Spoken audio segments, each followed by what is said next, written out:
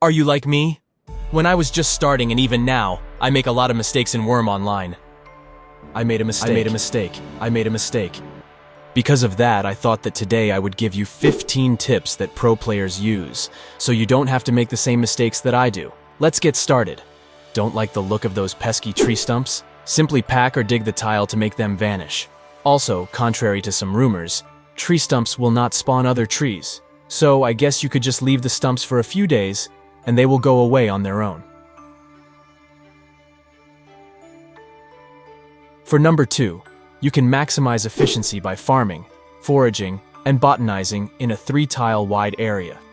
This saves time by moving a lot less while doing these tasks. This is also useful for harvesting bushes too. Speaking of harvesting, those overaged trees can still yield goodies. We're on tip number 3, which is to use a sickle to prune the overaged trees, which will make them harvestable again. Number 4 is safety first. Remember, trolls, goblins, and fiends aren't polite. They'll follow you through unlocked gates and doors. Additionally, it is always a good idea to make a back door for both your houses as well as your fenced-in areas. Escaping out the back is sad, but sometimes necessary to survive.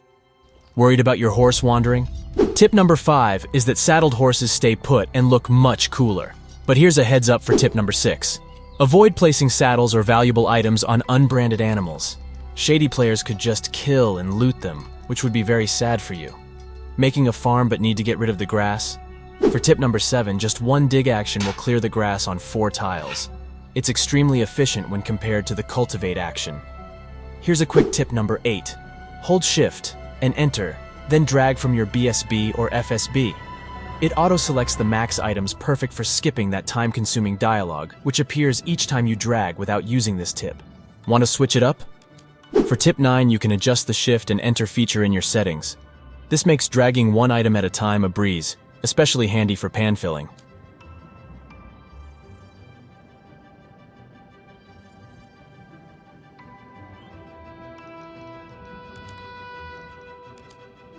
Terrain a bit uneven for farms?